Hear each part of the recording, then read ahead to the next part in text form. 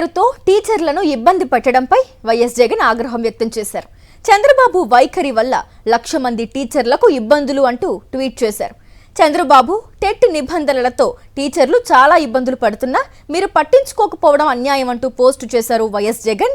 2011కు ముందు నుంచి టీచర్లుగా పనిచేస్తున్న వారు కూడా టెట్ పరీక్ష తప్పనిసరిగా పాస్ కావాలి అన్న నిబంధన పెట్టడంతో దాదాపు 1,00,000 మందికి పైగా టీచర్లు ఇబ్బందులు పడుతున్నారని తెలిపారు.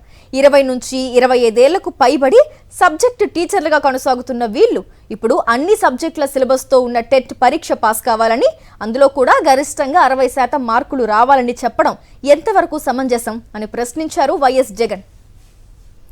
టెట్ పేరుతో టీచర్లను ఇబ్బంది పెట్టడంపై వైఎస్ఆర్సీపీ అధినేత వైఎస్ జగన్మోహన్ రెడ్డి ఆగ్రహం వ్యక్తం చేశారు. చంద్రబాబు వైఖరి వల్ల 1,00,000 మంది టీచర్లకు ఇబ్బందులు అంటూ ట్వీట్ చేశారు ఆయన. చంద్రబాబు టెట్ నిబంధనలతో టీచర్లు చాలా ఇబ్బందులు పడుతున్నా మీరు పట్టించుకోకపోవడం అన్యాయం అంటూ పోస్ట్ చేశారు వైఎస్ జగన్. 2011 ముందు నుంచి టీచర్లుగా పనిచేస్తున్న వారు కూడా టెట్ పరీక్ష తప్పనిసరిగా పాస్ కావాలి అన్న నిబంధన పెట్టడంతో దాదాపు 1,00,000 మందికి పైగా టీచర్లు ఇబ్బందులు పడుతున్నారని తెలిపారు.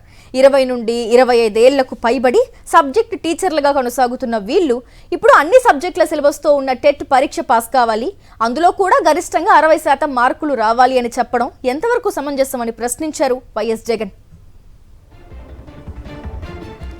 దానికి సంబంధించి పూర్తి డీటెయిల్స్ అందించేందుకు మా కరెస్పాండెంట్ రవీంద్ర ఫోన్ లైన్ ద్వారా జాయిన్ అవుతున్నారు. రవీంద్ర, టెట్ పరీక్ష పేరుతో చంద్రబాబు ప్రభుత్వం 1,00,000 మంది టీచర్లను వేధించడంపై వైఎస్ జగన్ ఆగ్రహం వ్యక్తం చేశారు. కొద్దిసేపు క్రితమే ఆయన ఈ మేరకు ఒక ట్వీట్ కూడా చేశారు. వాస్తవానికి 2011 ముందు నుంచే టీచర్లుగా పనిచేస్తున్నటువంటి వారందరూ కూడా ఇప్పుడు మళ్ళీ టెట్ పరీక్షలు రాసి అందులో కూడా 60% పైగా మార్కులతో పాస్ అయితేనే టీచర్లుగా పనిచేసేటువంటి పరిస్థితిని క్రియేట్ చేయడం మీద వైఎస్ జగన్ ఆగ్రహం వ్యక్తం చేశారు. ప్రస్తుతం ప్రమోషన్ లేక టీచర్లు అంత ఇబ్బంది పడుతుంది. ఇప్పుడు ప్రమోషన్ కాదు కదా, చివరికి వారి ఉద్యోగాన్ని కూడా భద్రత లేకుండా పోయేటువంటి పరిస్థితిని చంద్రబాబు ప్రభుత్వం తీసుకొచ్చిందంటూ కూడా ఆయన ఆగ్రహం వ్యక్తం చేస్తూ కొద్దిసేపు క్రితమే ఒక ట్వీట్ చేశారు.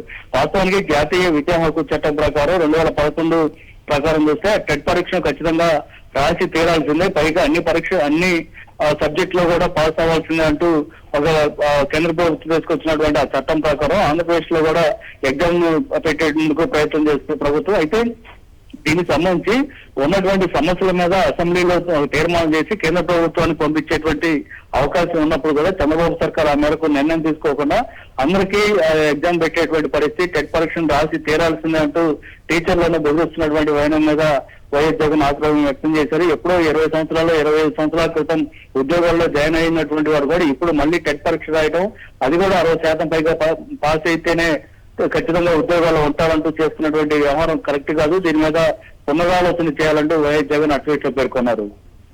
Right, thank you Ravinder. మరిన్ని అప్డేట్స్ కోసం ఛానల్ ను సబ్స్క్రైబ్ చేయండి. నోటిఫికేషన్స్ కోసం బెల్ ఐకాన్ పై క్లిక్ చేయండి.